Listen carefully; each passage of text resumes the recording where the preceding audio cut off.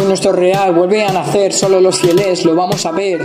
Pienso en el escudo, se me endereza la piel.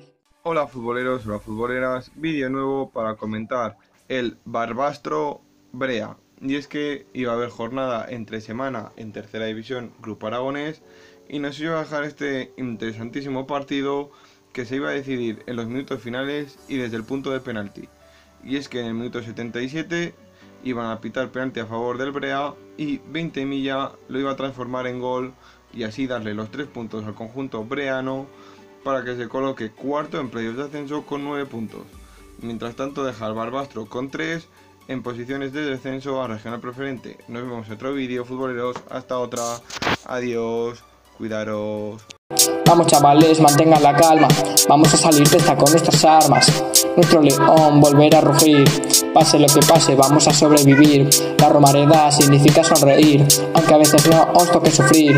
Si quieres saber todo de este team, tú te deberás suscribir. Yo la Romareda a TV.